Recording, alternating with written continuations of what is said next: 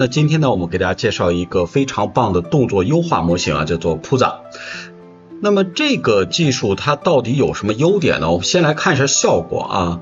首先呢，就是在空提示词下呢，我们可以得到一个非常好的视频的效果。大家看一下，这两个视频的效果呢都是非常棒的。那如果加上了提示词呢，我们得到的效果就会更加的惊艳。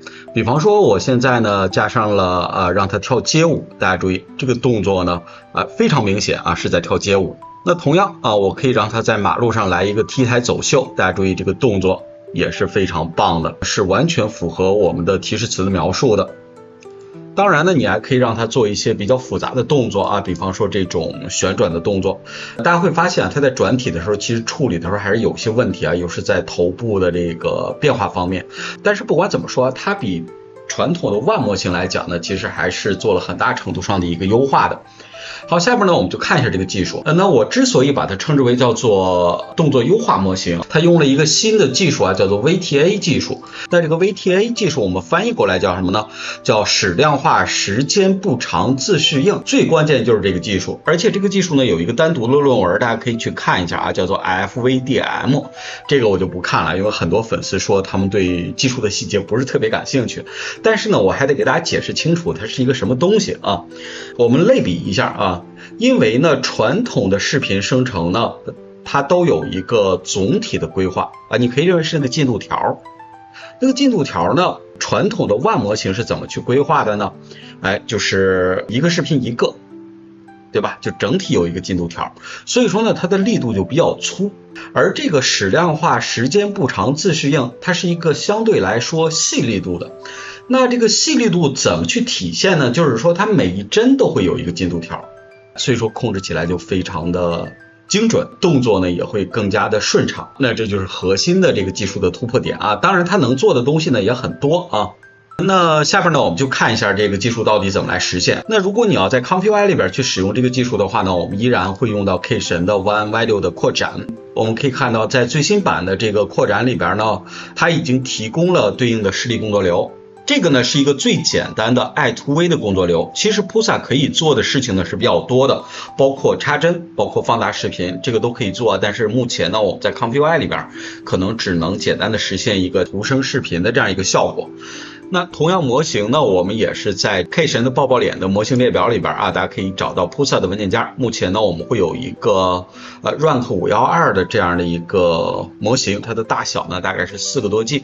那我们直接下载下来当 LoRa 用就可以了。好，那我把工作流呢也构建到了 Running Hub 上，大家可以通过 Running Hub.ai 来访这个平台，然后点击左侧的工作台就可以新建和导入你的工作流了。那大家呢可以搜索一下有趣的80后程序员，可以拿到我们今天所有的示例的工作流。另外的话呢，也可以通过我视频描述区的邀请链接来注册 Running Hub，可以获赠1000点的免费点数。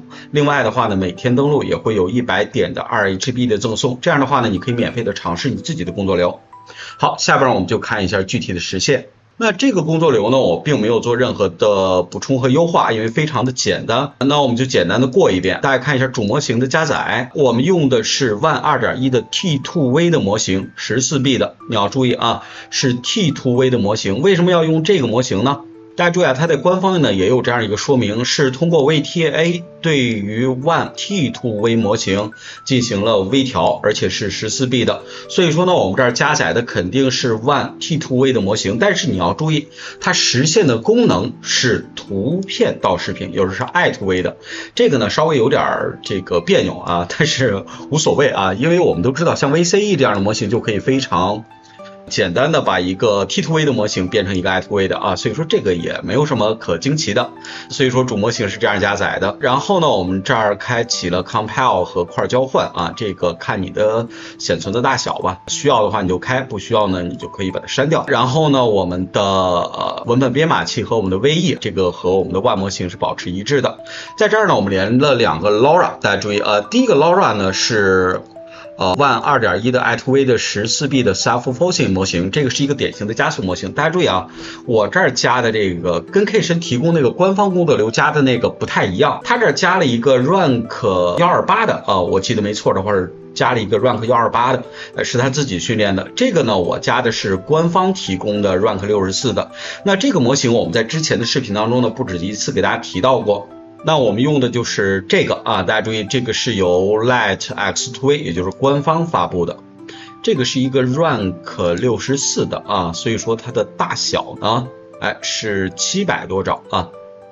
然后这个地方呢，就是我们刚才看到的那个 Pusa 那个模型啊，它是一个 Rank 512的。然后你要注意它的 Strength 啊，就是它的强度是 1.4， 这个呢也不是我们瞎写的啊，你可以去看一下它官方的这个示例代码。